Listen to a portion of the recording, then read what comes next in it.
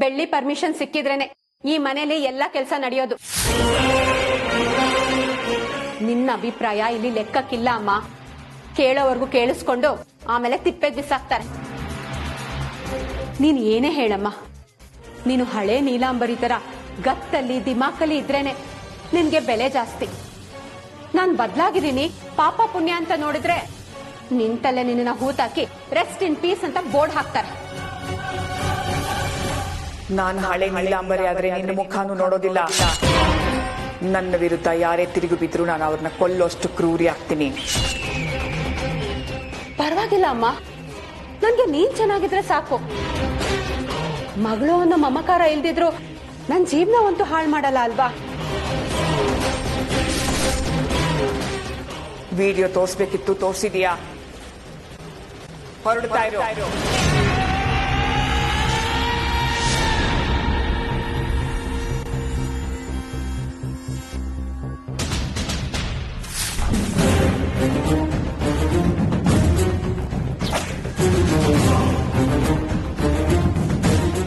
ಬೆಳ್ಳಿ ಬೆಳ್ಳಿ, ಅದ್ ಹೇಗಮ್ಮ ಹೋಗಕ್ಕಾಗತ್ತೆ? ಬೆಳ್ಳಿ ಕಾಣಿಸ್ತಾ ಇದ್ದಾಗ ಅವಳನ್ನ ಲಾಕಪ್ ಅಲ್ಲಿ ಇಟ್ಟಿದ್ರು. ಇದ್ ನಿನಗೆ ಗೊತ್ತಾ? ಹೊಸದಾಗಿ ಓಪನ್ ಆಗ್ತಿರೋ ರೈಸ್ ಮಿಲ್ಗೆ ಬೆಳ್ಳಿ ಹೆಸರು ಇಡ್ತಾರೆ. ಇದಾದ್ರೂ ಗೊತ್ತಾ? ಮದ್ವೆ ಆದ್ಮೇಲೆ ಆಸ್ತಿ ಪಾಲಾಗತ್ತೆ ಅಂತ ಹೇಳಿದ್ರು. ಇಲ್ಲಿವರೆಗೂ ಯಾಕೆ ಆಸ್ತಿ ಪಾಲಾಗಿಲ್ಲ? ಎಲ್ಲ ಆಸ್ತಿನೂ ಮುತ್ತಣ್ಣ ಬೆಳ್ಳಿ ಹೊಡಿಬೇಕು ಅಂತ ಅನ್ಕೊಂಡಿದ್ದಾರೆ. ಈ ವಿಷಯ ಆದ್ರೂ ಗೊತ್ತಾ?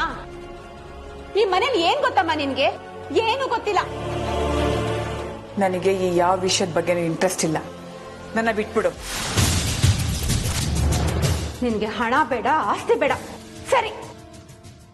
ಆದ್ರೆ ನನಗೆ ಎಲ್ಲ ಬೇಕು. ಎಲ್ಲ ವಿಷಯ ನಿನಗೆ ಗೊತ್ತಿದ್ರು ಒಂದೇ, ಗೊತ್ತಿಲ್ಲದೆ ಇದ್ರು ಒಂದೇ. ನೀನೊಂದು ಕೆಲಸ ಮಾಡು, ಇವತ್ತೇ ಮುತ್ತಣ್ಣನ ಹತ್ರ ಮಾತಾಡಿ ನನಗ್ ಬರ್ಬೇಕಾಗಿರೋ ಆಸ್ತಿನ ಕೊಡ್ಸು. ಆಸ್ತಿಗೋಸ್ಕರನೇ ಮಹಾಭಾರತ ನಡೆದಿತ್ತು. ಯಾರ್ಯಾರಿಗೆ ಯಾವಾಗ ಏನೇನ್ ದಕ್ಕಬೇಕು ಅದು ದಕ್ಕತ್ತೆ. ಸಮಯಕ್ಕೆ ಮರ್ಯಾದೆ ಕೊಟ್ಟು ಸ್ವಲ್ಪ ತಾಳ್ಮೆಯಿಂದ ಇರಬೇಕು. ತಾಳ್ಮೆಯಿಂದ ಇದ್ರೆ ನಾನು ಮಣ್ಣಲ್ಲಿ ಮಣ್ಣಾಗಿ ಹೋಗ್ತೀನಮ್ಮ. ಷಣ್ಮುಗ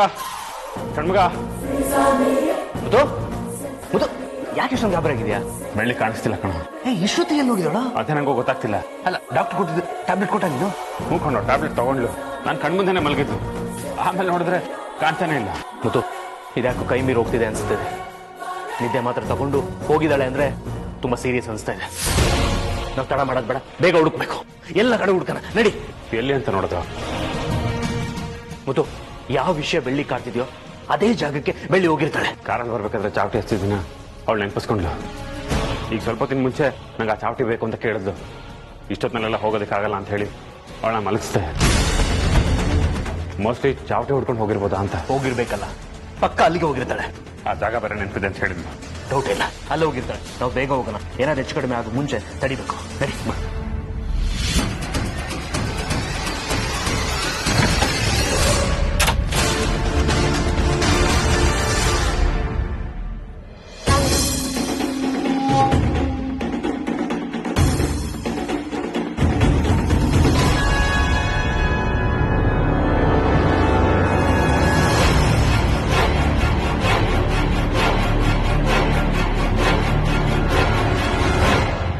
ನನಗೆ ಸಿಟ್ಟು ನೆತ್ತಿಗೆ ಏರಿಸ್ಬೇಡ ಶರ್ಮಿಳಾ. ಮುತ್ತು ಬೆಳ್ಳಿನ ಮೊದಲು ಹಾಗೆ ಮಾಡ್ಬೇಕು ಅಂತ ಎಷ್ಟು ಕಷ್ಟ ಪಡ್ತಾ ಇದ್ದಾನೆ. ನೀನ್ ನಮ್ಮ ಜೊತೆಯಾಗಿರೋದ್ ಬಿಟ್ಟು ಆಸ್ತಿ ಬಗ್ಗೆ ಮಾತಾಡ್ತಿದ್ಯಾ? ಇದನ್ನ ಸಾವಿನ ಮನೆಯಲ್ಲಿ ಸಂಭ್ರಮ ಪಡೋದು ಅಂತಾರೆ. ಸಾವಿನ ಮನೆ ಅಂತ ಇದ್ರೆ ನಾವು ಸಮಾಧಿ ಆಗ್ತೀವಿ. ಬೆಳ್ಳಿ, ಎಲ್ಲಿಗೆ ಹೋಗಿದ್ದೆ? ಏನಾಯ್ತು? ನೀವು ಎಚ್ಚರ ಆಗ್ಬಿಟ್ರ ಮಾವ? ನಿಮಗೆ ಎಚ್ಚರ ಆಗೋ ಅಷ್ಟರಲ್ಲಿ ಹೋಗಿ ಬಂದ್ಬಿಡೋಣ ಅನ್ಕೊಂಡೆ. ಎಲ್ಲಿಗೆ ಹೋಗಿದ್ದೆ? ಆ ಚಾವಟಿ ಹುಡ್ಕೊಂಡು ಹೋಗಿದ್ದ? ನಿಮ್ಗೆ ಗೊತ್ತಾಯ್ತು? ನಾನು ಆ ಚಾವಟಿನ ಹುಡ್ಕೊಂಡು ಹೋಗಿದ್ದೆ ಮಾವ. ಅಲ್ಲೆಲ್ಲ ಹುಡುಕ್ತೆ, ಆದ್ರೆ ಆ ಚಾವಟಿನ ಯಾರೋ ಎತ್ಕೊಂಡು ಹೋಗ್ಬಿಟ್ಟಿದ್ದಾರೆ. ತಾಯಿ ಚಾಮುಂಡಿ, ಆ ಚಾವಟಿನ ಯಾರೇ ತಗೊಂಡೋಗಿದ್ರು ವಾಪಸ್ ತಗೊಂಡ್ಬಂದು ಕೊಡೋ ತರ ಮಾಡು. ಬೆಳ್ಳಿ, ನಾವೆಲ್ಲರೂ ಇಲ್ಲಿ ಎಷ್ಟು ಗಾಬರಿ ಆಗಿದ್ವಿ ಗೊತ್ತಾ? ನೀನ್ ನೋಡಿದ್ರೆ ಯಾವ್ದೋ ಬೇಡದಿರೋ ವಿಷಯಕ್ಕೆ ತಲೆ ಕೆಡಿಸ್ಕೊತಿದೆಯಲ್ಲ ಬೆಳ್ಳಿ. ಅಯ್ಯೋ ನನ್ಗೇನು ಆಗಿಲ್ಲ ಮಾವ, ನಾನು ಆರಾಮಾಗೇ ಇದ್ದೀನಿ ನೋಡಿ. ನೋಡು, ನೀನು ಇನ್ನೊಂದ್ಸಲ ಈ ಥರ ಮಾಡಿದ್ರೆ ನಾನು ಇನ್ನ ಮಾತಾಡ್ಸಲ್ಲ. ಮಾವ ಹಾಗೆಲ್ಲ ಕೋಪ ಮಾಡ್ಕೋಬಾರ್ದು. ಕೋಪ ಮಾಡ್ಕೊಂಡ್ರೆ ಆರೋಗ್ಯ ಹಾಳಾಗತ್ತೆ ಅಂತ ಡಾಕ್ಟರ್ ಹೇಳಿದ್ದಾರೆ. ವಿಡಿಯೋ ತೋರಿಸ್ದಾಗ್ಲೇ ನಾನು ಅನ್ಕೊಂಡೆ ಏನೋ ವಿಷಯ ಇರಬಹುದು ಅಂತ. ಈಗ ನೀನೇ ಬಾಯಿ ಬಿಟ್ಟಿಯಲ್ಲ. ಆಸ್ತಿ ಪತ್ರಕ್ಕೆ ನಾನ್ ಸೈನ್ ಮಾಡಿದ್ರೆ ಮಾತ್ರ ನಿನಗೆ ಆಸ್ತಿ ಸಿಗೋದು, ಇಲ್ದೇ ಇದ್ರೆ ಏನೂ ಇಲ್ಲ. ನಾನು ಯಾವುದೇ ಕಾರಣಕ್ಕೂ ಆಸ್ತಿ ಪಾಲಾಗೋದಕ್ಕೆ ಬಿಡೋದಿಲ್ಲ. ಅಲ್ಲಮ್ಮ, ಮುತ್ತಣ್ಣ ನಿನಗೆ ಗೌರವ ಕೊಟ್ಟಿಲ್ಲ, ಅವಮಾನ ಮಾಡಿದಾನೆ ಅಂತ ಹೇಳಿದ್ರೆ ನನ್ ಮೇಲೆ ಕೋಪ ಮಾಡ್ಕೋತಿದ್ಯಲ್ಲ. ಏನ್ ತಿಳ್ಕೊಂಡಿದ್ಯಾ ನೀನು?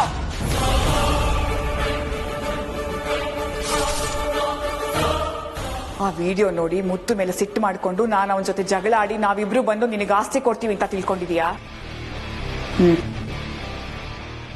ಮುತ್ತು ನನ್ನ ಮೇಲೆ ಎಷ್ಟು ಅಭಿಮಾನ ಇಟ್ಕೊಂಡಿದ್ದಾನೆ ಅಂತ ಗೊತ್ತಾ? ನಿಜವಾಗ್ಲೂ ಅವನು ಕೆಟ್ಟಿದ್ದೇ ಮಾಡಿದ್ರು ನಾನು ಅವನ ದ್ವೇಷ ಮಾಡೋದಿಲ್ಲ. ಅವನು ಅವತ್ತು ನನಗ್ ಮಗನೇ, ಇವತ್ತು ನನಗ್ ಮಗನೇ. ಯಾವುದೇ ಕಾರಣಕ್ಕೂ ನನ್ನನ್ನು ನನ್ನ ಮಗನ್ನು ದೂರ ಮಾಡೋದಕ್ಕೆ ಸಾಧ್ಯನೇ ಇಲ್ಲ. ಮುತ್ತು ಹೊಳೆಯೋ ವಜ್ರ. ನಿನ್ನ ಮಾತು ಕೇಳ್ಕೊಂಡು ಮುತ್ತು ಬೆಳ್ಳಿ ವಿರುದ್ಧ ಮಾತಾಡ್ತೀನಿ ಅಂತ ತಿಳ್ಕೊಂಡಿದೀಯಾ? ಅದು ಈ ಜನ್ಮದಲ್ಲಿ ಸಾಧ್ಯ ಇಲ್ಲ. ನೀನೇ ಅಲ್ಲ, ಮುತ್ತು ಬೆಳ್ಳಿ ವಿರುದ್ಧ ಯಾರೇ ಮಾತಾಡಿದ್ರು ನಾನು ಸುಮ್ಮನೆ ಬಿಡೋದಿಲ್ಲ. ನನ್ನ ಪ್ರಾಣ ಇರೋವರೆಗೂ ಮುತ್ತು ಬೆಳ್ಳಿನ ನಾನು ಕಾಪಾಡ್ಕೊಳ್ತೀನಿ.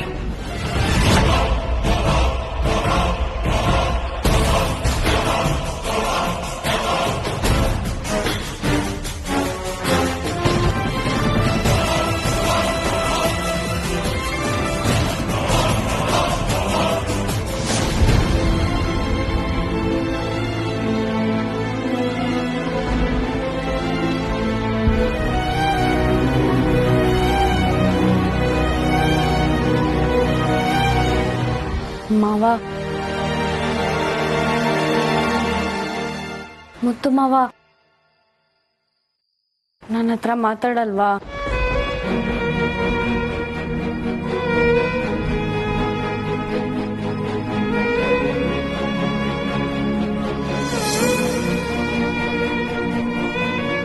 ಮಾವ ನನ್ನ ಮೇಲೆ ಕೋಪನಾ? ಕೋಪ ಇದ್ರೆ ನನಗೆ ಹೊಡ್ಬಿಡಿ ಮಾವ. ಆದ್ರೆ ನನ್ನ ಜೊತೆ ಮಾತಾಡ್ಲಿಲ್ಲ ಅಂದ್ರೆ ನನಗೆ ಬೇಜಾರಾಗತ್ತೆ. ಬೇಜಾರಾದ್ರೆ ಅಳು ಬರುತ್ತೆ.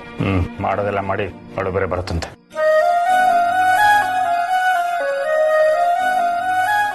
ನೀವು ಕೋಪ ಮಾಡ್ಕೊಂಡ್ರೆ ಎಷ್ಟು ಮುದ್ದಾಗಿ ಕಾಣಿಸ್ತೀರಾ ಗೊತ್ತಾ? ಎಲ್ಲಿ ಇನ್ನೊಂದ್ಸರಿ ಹೇಳಿ. ನಿನ್ನ ಹತ್ರ ಮಾತಾಡೋದು ಕಷ್ಟ. ನೀವೇನು ಮಾತಾಡ್ಬೇಡಿ, ನನಗೆ ಜೋಗುಳ ಹಾಡಿ. ಏನಕ್ಕ ಈ ತರ ಆಗೋಯ್ತು? ಉರಿಯೋ ಬೆಂಕಿಗೆ ತುಪ್ಪ ಹಾಕ್ತೀನಿ, ಉಪ್ಪು ಹಾಕ್ತೀನಿ ಅಂತ ಹೋಗ್ಬಿಟ್ಟು ಈ ತರ ನಾಮ ಹಾಕ್ಸ್ಕೊಂಡ್ ಬಂದಿದ್ದೀರಲ್ಲ. ಅಲ್ಲ, ಸ್ವಂತ ಮಗಳಿಗೆ ಅಧಿಕಾರ ಕೊಡದೆ ಇನ್ಯಾರು ಕೊಡ್ತಾರಂತೆ? ಅಮ್ಮ ತುಂಬಾ ಬದಲಾಗಿದ್ದಾರೆ. ಇದೆಲ್ಲ ಎಲ್ಲಿವರೆಗೂ ನಡೆಯುತ್ತೋ ನಾನು ನೋಡ್ತೀನಿ. ಅಮ್ಮ, ನನ್ನ ಈ ಬದಲಾವಣೆಗೆ ನೀನೇ ಕಾರಣ. ನೀನಾ ನಾನಾ ನೋಡೇ ಬಿಡೋಣ. ಅವ್ರ ನಿರ್ಧಾರ ನೋಡ್ತಾ ಇದ್ರೆ ಸದ್ಯಕ್ಕಂತೂ ಬೆಳ್ಳಿ ಮೇಲೆ ಮುದ್ದಣ್ಣನ ಮೇಲೆ ಹಾಗೆ ಸಾಧಿಸೋ ತರ ಕಾಣ್ತಾ ಇಲ್ಲ. ನಿಮ್ ಪ್ಲಾನ್ ಫ್ಲಾಪ್ ಬಿಡಿ. ಇವತ್ತು ನನ್ನ ಪ್ಲಾನ್ ಫ್ಲಾಪ್ ಆಗಿರ್ಬೋದು, ಆದ್ರೆ ಒಂದಲ್ಲ ಒಂದಿನ ಅದು ಸಕ್ಸಸ್ ಆಗೇ ಆಗತ್ತೆ. ಅಲ್ಲಿವರೆಗೂ ನಾನು ನನ್ನ ಪ್ರಯತ್ನ ಬಿಡಲ್ಲ. ನೀವ್ ಅಮ್ಮ ತರ ಗಟ್ಟಿಯಾಗಿದ್ರೆ ಯೂಸ್ ಆಗ್ಬೋದು. ಅಮ್ಮ ಅಣ್ಣನ ಮೇಲೆ ಬೆಟ್ಟದಷ್ಟು ಪ್ರೀತಿ ಇಟ್ಕೊಂಡಿದ್ದಾರೆ. ಆ ಬೆಟ್ಟಕ್ಕೆ ಇವತ್ತಷ್ಟೇ ಒಂದು ಬಾಂಬ್ ಹಾಕಿ ಬ್ಲಾಸ್ಟ್ ಮಾಡಿದ್ದೀನಿ. ಬೆಟ್ಟ ನಿಧಾನವಾಗಿ ಕುಸಿಯಕ್ಕೆ ಶುರು ಆಗತ್ತೆ. ಅದು ಕುಸಿದು ಯಾರ ಮೇಲೆ ಬೀಳತ್ತೋ ಗೊತ್ತಿಲ್ಲ. ಸ್ವಲ್ಪ ಟೈಮ್ ಬೇಕಷ್ಟೇ. ಅಂದ್ರೆ ನೀವ್ ಹೇಳೋದು ಮುತ್ತಣ್ಣ ಮತ್ತೆ ನೀಲಂಬ್ರೇಮ ಜಗಳ ಆಡ್ತಾರಾ? ಆಡ್ತಾರೆ. ಆಡಿಲ್ಲ ಅಂದ್ರೆ ಆಡೋ ತರ ನಾವು ಮಾಡ್ಬೇಕು. ನೀನೊಂದು ಗಾದೆ ಕೇಳಿಲ್ವಾ? ಇಬ್ರು ಜಗಳದಲ್ಲಿ ಮೂರನೇವ್ರಿಗೆ ಲಾಭ ಅಂತ. ಒಂದು ಮರನ ಬೀಳ್ಸಕ್ಕೆ 1 ನಿಮಿಷ ಸಾಕು. ಅದೇ ಮರನ ಬೆಳೆಸೋಕೆ 100 ವರ್ಷ ಬೇಕು. ಈಗಷ್ಟೇ ವಿಷದ ಬೀಜ ಬಿತ್ತಿದ್ದೀನಿ. ಅದು ಮರ ಆಗಿ ಬೆಳೆಯಕ್ಕೆ ಸ್ವಲ್ಪ ಟೈಮ್ ಬೇಕು. ಬೆಳ್ಳಿ, ನೀನು ನನ್ನ ಜೀವ. ನೀನಿಲ್ಲ ಅಂದ್ರೆ ನಂಗೆ ಒಂದು ಕ್ಷಣನೂ ಇರೋದಕ್ಕಾಗಲ್ಲ ಬೆಳ್ಳಿ. ನನಗೆ ಎಷ್ಟು ಸಲ ಹೇಳ್ತೀನಿ ಈ ರೀತಿ ಎಲ್ಲ ಒಬ್ಳೆ ಹೋಗ್ಬಾರ್ದು ಅಂತ. ಅಕಸ್ಮಾತ್ ಏನಾದರೂ ಹೆಚ್ಚು ಕಡಿಮೆ ಆದರೆ ಏನು ಮಾಡೋದು? ಅದು ಅಲ್ಲದೆ ಈಗ ನೀನು ಒಬ್ಳೆ ಅಲ್ಲ, ನಿನ್ನ ಜೊತೆ ನಮ್ಮ ಮಗುನೂ ಇದೆ, ಗೊತ್ತಿದೆಯಾ? ಗೊತ್ತು ಮಾವ. ಅದಕ್ಕೆ ತಾನೇ ಅದನ್ನ ಜೋಪಾನ ಮಾಡೋದಕ್ಕೆ ನಾನು ಅಷ್ಟೊಂದು ಹೋರಾಡ್ತಿರೋದು. ಈ ರಾತ್ರಿ ಹೋರಾಡೋದಕ್ಕೆ ಹೋಗಿದ್ದ? ಅದು ನನಗೆ ಚಾವಟಿ ಬೇಕಿತ್ತು. ನೀವು ಬರಲ್ಲ ಅಂದ್ರಲ್ಲ, ಅದಕ್ಕೆ ನಾನೇ ಹುಡ್ಕೊಂಡ್ ಬರೋಣ ಅಂತ ಹೋದೆ.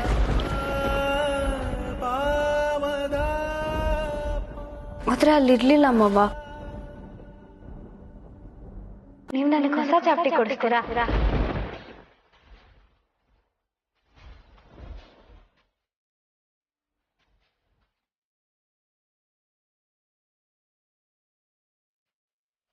ಹೇಳಿ ಮಾವ, ನನಗೆ ಹೊಸ ಚಾವಟಿ ಕೊಡಿಸ್ತೀರಾ? ಈಗ ನೀವು ಕೊಡಿಸ್ತೀರಾ ಅಂದ್ರೆ ಮಾತ್ರ ನಾನು ನಿದ್ದೆ ಮಾಡೋದು, ಇಲ್ಲಾಂದ್ರೆ ಜಾಗರಣೆ ಮಾಡ್ತೀನಿ ಅಷ್ಟೇ. ಹಠ ಮಾಡೋದು ಬೇರೆ ಕಲ್ತಿದ್ಯಾ? ಸರಿ ಆಯ್ತು, ನಾಳೆ ಹೊಸ ಚಾವಟಿ ಕೊಡಿಸ್ತೀನಿ. ಈಗ ಮಲ್ಕೊ, ಸರಿನಾ? ಇಷ್ಟ ಹೇಳಿದ್ರಲ್ಲ ಮಾವ, ನನಗೆಷ್ಟೋ ಖುಷಿ ಆಗ್ತಿದೆ. ಈಗ ನೋಡಿ ನಾನು ಹೇಗ್ ನಿದ್ದೆ ಮಾಡ್ತೀನಿ ಅಂತ.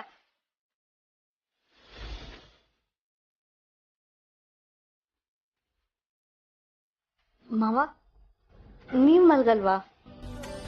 ನೀನು ಮಲ್ಕೊ, ಆಮೇಲೆ ಮಲ್ಕೋತೀನಿ. ಸರಿ.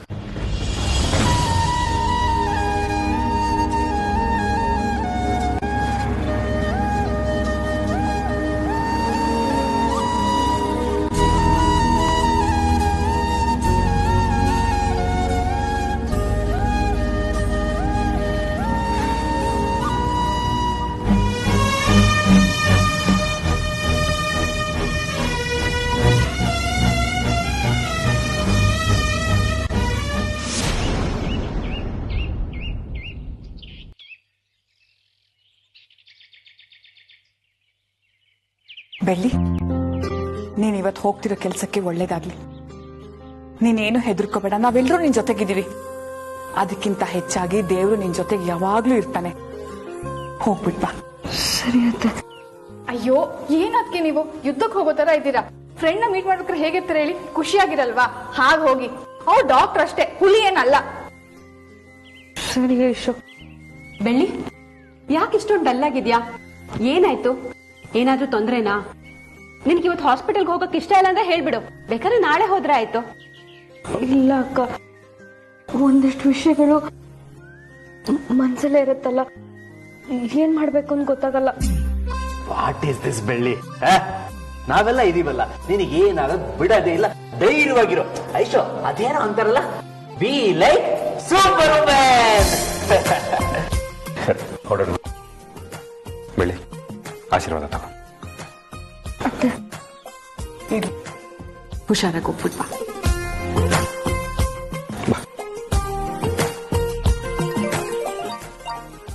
ಕ್ಷಣಗಳು ಡಾಕ್ಟರ್ ಫೋನ್ ಮಾಡ್ತಾ ಇದ್ದಾರೆ. ಹಲೋ, ಹೇಳಿ ಡಾಕ್ಟರ್. ಮತ್ತೆ ಎಲ್ಲಿದ್ದೀರಾ? ಹೊರಟಿದ್ದೀವಿ ಡಾಕ್ಟರ್, ಇನ್ನು ಅರ್ಧ ಗಂಟೆನಲ್ಲಿ ಇರ್ತೀವಿ. ಇನ್ನು ಹೊರಟಿಲ್ಲ ಅಂದ್ರೆ ಪರವಾಗಿಲ್ಲ, ನಾವೇ ಅಲ್ಲಿಗೆ ಬರ್ತಿದೀವಿ. ನನ್ ಜೊತೆ ಸೈಕಿಯಾಟ್ರಿಸ್ಟ್ ಡಾಕ್ಟರ್ ಭರತ್ ಅವ್ರು ಬರ್ತಿದ್ದಾರೆ. ಮನೆಗೆ ಬರ್ತಾರಾ? ಹೌದು ಮುತ್ತು ಅವರೇ, ಡಾಕ್ಟರ್ ಭರತ್ ಅವರು ಇಂಥ ಪೇಷಂಟ್ ನ ಹಾಸ್ಪಿಟಲ್ ನಲ್ಲಿ ನೋಡೋದಕ್ಕಿಂತ ಮನೆಗೆ ಬರೋದೇ ಸೂಕ್ತ ಅಂತಿದ್ದಾರೆ. ನೀವೇನಂತೀರಾ? ನಿಮ್ಗೇನು ಅಭ್ಯಂತರ ಇಲ್ಲ ಅಂದ್ರೆ? ಹಾಗೇನಿಲ್ಲ ಡಾಕ್ಟರ್, ನೀವು ಬನ್ನಿ, ನಿಮ್ಗೋಸ್ಕರನೇ ಕಾಯ್ತಾ ಇರ್ತೀವಿ. ಬರ್ತೀವಿ. See you soon. ಚಿಕ್ಕಮ್ಮ, ಡಾಕ್ಟರ್ ಮನೆಗೆ ಬರ್ತಾರಂತೆ. ಮನೆಗ್ ಬಂದು ಏನ್ ಮಾಡ್ತಾರೆ? ಟ್ರೀಟ್ಮೆಂಟ್ ಕೊಡ್ಬೇಕಾಗಿರೋದು ಆಸ್ಪತ್ರೆಯಲ್ವಾ? ಇದು ಬೇರೆ ರೀತಿ ಕೇಸ್ ಆಗಿರೋದ್ರಿಂದ ಮನೆಗೆ ಬಂದು ಚೆಕ್ ಮಾಡಿ ಟ್ರೀಟ್ಮೆಂಟ್ ಕೊಡ್ತಾರೆ ಅಂತ ಕಾಣಿಸುತ್ತೆ. ಬೇರೆ ರೀತಿ ಕೇಸ? ನನಗೇನಾಗಿದೆ? ನನ್ ಮಗುಗೇನು ತೊಂದರೆ ಆಗಿಲ್ಲ ತಾನೆ? ಮಾವ ಮಾವ ನನಗೇನಾಗಿದೆ ಮಾವ? ನನ್ ಮಗುಗೇನು ತೊಂದರೆ ಆಗಿಲ್ಲ ತಾನೆ? ಇಲ್ಲ ಬಿಡಿ, ನಮ್ಮ ಮಗುಗೆ ಏನೂ ಆಗಿಲ್ಲ. ನಮ್ಮ ಮಗು ಚೆನ್ನಾಗೇ ಇದೆ. ಮತ್ತೆ ನನಗೇನಿದ್ರು ಕಾಯಿಲೆ ಇದೆಯಾ ಮಾವ? ಬೆಳ್ಳಿ, ನೀನು ನನ್ ಮುದ್ದು ಸೊಸೆ, ನಿನಗೇನು ಆಗಲ್ಲ, ಧೈರ್ಯವಾಗಿರು. ಬೆಳ್ಳಿ, ನೀನ್ ಯಾವಾಗ್ಲೂ ಭಯ ಅಂತಿರ್ತೀಯಲ್ಲ, ಅದಕ್ಕೆ ಚಿಕ್ಕಮ್ಮ ಆ ರೀತಿ ಹೇಳಿದ್ದು. ಈಗ ಡಾಕ್ಟರ್ ಬರ್ತಾರಲ್ವಾ, ಎಲ್ಲ ಸರಿ ಹೋಗುತ್ತೆ.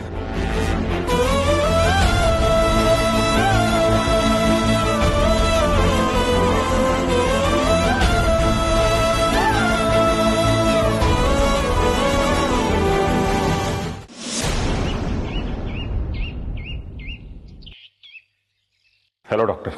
ಇವ್ರ ಹೆಸರು ಡಾಕ್ಟರ್ ಭರತ್ ಅಂತ. ಇವ್ರ ಬೆಳ್ಳಿಗೆ ಸ್ಪೆಷಲ್ ಟ್ರೀಟ್ಮೆಂಟ್ ಕೊಡೋದಕ್ಕೆ ಬಂದಿದ್ದಾರೆ. ನಮಸ್ತೆ ಸರ್. ನಮಸ್ಕಾರ.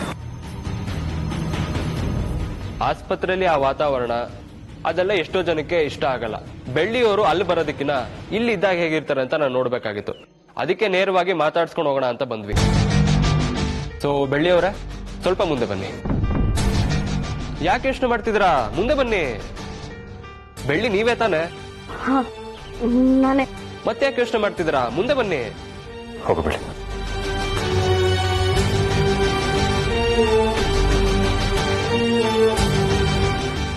ನಾನೇ ಬೆಳ್ಳಿ ಅಂತ ನಿಮಗೆ ಹೇಗೆ ಗೊತ್ತಾಯ್ತು? ನಿಮ್ ಮುಗ್ದಲ್ಲ ಭಯ, ಆ ಹೆದರಿಕೆ, ಅದು ನೋಡೇ ಹೇಳ್ಬೋದು.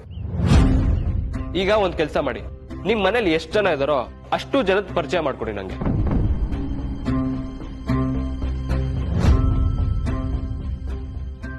ಯಾಕೆ ಈ ತರ ಕೇಳ್ತಿದ್ದೀನಿ ಅಂತ ಯೋಚನೆ ಮಾಡ್ತಿದ್ದೀರಾ?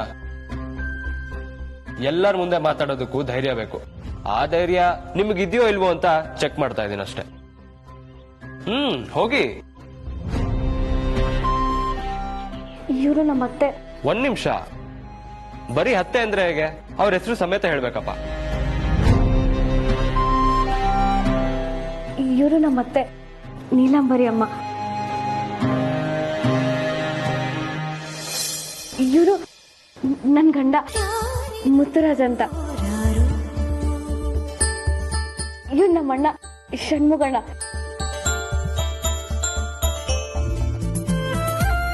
ಇವ್ರ ಹೆಸರು ಶರ್ಮಿಳಾ ಅಂತ. ನಮ್ಮ ಅಕ್ಕ. ಇವಳು ಐಶು ಅಂತ. ನಾನು ಇವಳನ್ನ ಐಶು ಅಂತ ಪ್ರೀತಿಯಿಂದ ಕರಿತೀನಿ, ಆದ್ರೆ ಇವಳ ಹೆಸರು ಐಶ್ವರ್ಯ. ನನಗ್ ನಾದ್ನೇ ಆಗ್ಬೇಕು. ಇವರು ಕಾವ್ಯ ಅಂತ. ಶರ್ಮಿಳಕ್ಕ ಇದಾರಲ್ಲ, ಅವ್ರ ಮನೆಯವರು. ಗುಡ್. ನಾನು ಬೆಳ್ಳಿಯವರು ಒಂದ್ ಶಬ್ದನೂ ಮಾತಾಡೋದಿಲ್ಲ ಅಂತ ಅನ್ಕೊಂಡಿದ್ದೆ. ಪರವಾಗಿಲ್ಲ, ಧೈರ್ಯವಾಗಿ ಮಾತಾಡ್ತಿದ್ದೀರಾ. ಪರಿಚಯ ಏನೋ ಮುಗೀತು, ಆದ್ರೆ ಇಲ್ಲಿ ಬಿಸಿ ಬಿಸಿಯಾಗಿ ಫಿಲ್ಟರ್ ಕಾಫಿ ಮಾಡೋದಕ್ಕೆ ಯಾರಿಗೆ ಬರುತ್ತೆ?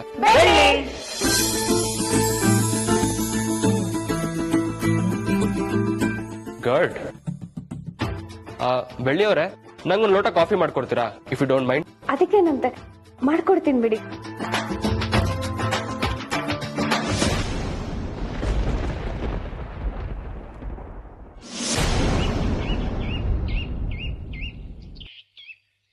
ನಿನ್ನೆ ನೀವು ಡಾಕ್ಟರ್ ಹತ್ರ ಹೋಗಿದ್ದು, ಅಲ್ಲಿ ಬೆಳ್ಳಿನ ಹೇಗ್ ಟ್ರೀಟ್ಮೆಂಟ್ ಮಾಡಿದ್ರು, ಅವ್ರಿಗೆ ಏನೇನ್ ಕ್ವೆಶ್ಚನ್ಸ್ ಕೇಳಿದ್ರು, ಅದಕ್ಕೆ ಬೆಳ್ಳಿಯವ್ರು ಏನೇನು ಉತ್ತರ ಕೊಟ್ರು, ಇದೆಲ್ಲ ರೆಕಾರ್ಡ್ ಆಗಿದ್ದು ನಿಮ್ಗೆ ಗೊತ್ತೇ ಇದೆ. ಆ ಆಡಿಯೋನ ನಾನು ಕೇಳಿಸ್ಕೊಂಡೆ. ಗುಡ್. ಕಂಡೀಷನ್ ಏನು ಅಂತ ನಿಮ್ಗೆ ಅರ್ಥ ಆಗಿದೆ ಡಾಕ್ಟರ್? ಅರ್ಥ ಆಗಿದೆ, ಆದ್ರೆ ಇದೊಂದು ರೀತಿ ಹೊಸ ಕೇಸ್. ಎಲ್ಲಾರು ಮಾನಸಿಕವಾಗಿ ಕುಗ್ಗೋದು ತಾವ್ ಅನ್ಕೊಂಡಿದ್ದಾಗದೆ ಇದ್ದಾಗ. ಐ ಮೀನ್, ಹಣ ಸಿಕ್ಕಿಲ್ಲ ಅಂತಾನೋ, ಅಥವಾ ಅವ್ರು ಅನ್ಕೊಂಡಿದ್ ಕೋರ್ಸ್ ಅಲ್ಲಿ ಓದಕ್ಕಾಗಿಲ್ಲ ಅಂತಾನೋ, ಇಲ್ಲ ಕೆಲಸ ಸಿಕ್ಕಿಲ್ಲ ಅಂತಾನೋ. ಈ ತರದ ಕೇಸಸ್ ತುಂಬಾ ನೋಡಿದೀವಿ. ಆದ್ರೆ ಇದು ಬೇರೆನೆ. ಮಗುನ ಕಾಪಾಡೋದಕ್ಕೆ ತಾಯಿ ತುಂಬಾನೇ ಪ್ರೊಟೆಕ್ಟಿವ್ ಆಗಿ ಬದಲಾಗ್ತಿದ್ದಾಳೆ. ಮಗು ಸಾಯುತ್ತೆ ಅನ್ನೋ ಭಯನೇ ಆಕೆನ ಇನ್ನಷ್ಟು ವೀಕ್ ಮಾಡ್ತಿರೋದು. ಮುಂದೆ ಏನ್ ಮಾಡ್ಬೇಕು ಅಂತ ಅನ್ಕೊಂಡಿದ್ದೀರಾ ಡಾಕ್ಟರ್? ಬೆಳ್ಳಿನ ಕ್ಲೀನ್ ಆಗಿ ಸ್ಟಡಿ ಮಾಡಬೇಕು. ಐ ಮೀನ್, ಅವ್ರು ಯಾವ ರೀತಿ ನಡ್ಕೋತಾರೆ, ಅವ್ರು ಯಾವ ವಿಷಯಕ್ಕೆ ಸ್ಟ್ರಾಂಗ್ ಆಗಿರ್ತಾರೆ, ಎಲ್ಲ ಅವ್ರ ಮನ್ಸು ಕರಗುತ್ತೆ, ಯಾವ ವಿಷಯಕ್ಕೆ ಅವ್ರು ಅಳ್ತಾರೆ, ಇದನ್ನೆಲ್ಲ ಡೀಟೇಲ್ ಆಗಿ ಸ್ಟಡಿ ಮಾಡಕ್ಕೆ ನಾನು ಈ ಮನೆಗೆ ಬಂದಿರೋದು. ಗರ್ಭಿಣಿ ಹೆಣ್ಮಗಳನ್ನ ಮಾನಸಿಕವಾಗಿ ಗಟ್ಟಿ ಮಾಡೋದೆ ನಮಗೆ ಹೊಸ ಟಾಸ್ಕ್ ಆಗಿದೆ. ಇದರಲ್ಲಿ ನಮ್ದಷ್ಟೇ ಅಲ್ಲ, ನಿಮ್ ಕರ್ತವ್ಯ ಕೂಡ ನೀವು ಮಾಡಲೇಬೇಕು. ನಮ್ಮ ಕರ್ತವ್ಯ ಏನು? ಅರ್ಥ ಆಗ್ಲಿಲ್ಲ ಡಾಕ್ಟರ್. ಬೆಳ್ಳಿಯವ್ರಿಗೆ ಈಗ ಸೆಕೆಂಡ್ ಸ್ಟೇಜ್. ಹಾಗಂತ ಏನಪ್ಪಾ ಮಾಡೋದು, ಅವ್ರು ಸೆಕೆಂಡ್ ಸ್ಟೇಜ್ ಅಲ್ಲಿ ಇದಾರೆ ಅಂತ ತಲೆ ಕೆಡಿಸ್ಕೊಂಬೇಡಿ. ಅವ್ರು ಪೂರ್ತಿಯಾಗಿ ಹುಷಾರಾಗ್ತಾರೆ. ಆದ್ರೆ ಅವ್ರು ಗುಣ ಆಗೋವರೆಗೂ ನೀವು ಪ್ರತಿ ಕ್ಷಣ ಬೆಳ್ಳಿಯವ್ರ ಜೊತೆನೆ ಇರಬೇಕು. ಅವ್ರನ್ನ ಒಂಟಿಯಾಗಿ ಬಿಟ್ಟಷ್ಟು ಅವ್ರಿಂದ ವೀಕ್ ಆಗೋ ಚಾನ್ಸಸ್ ತುಂಬಾನೇ ಇರುತ್ತೆ. ನೀವಷ್ಟೇ ಅಲ್ಲ, ಈ ಮನೇಲಿರೋ ಪ್ರತಿಯೊಬ್ರು ಕೂಡ ಬೆಳ್ಳಿಗೆ ಸಪೋರ್ಟಿವ್ ಆಗಿರ್ಬೇಕು.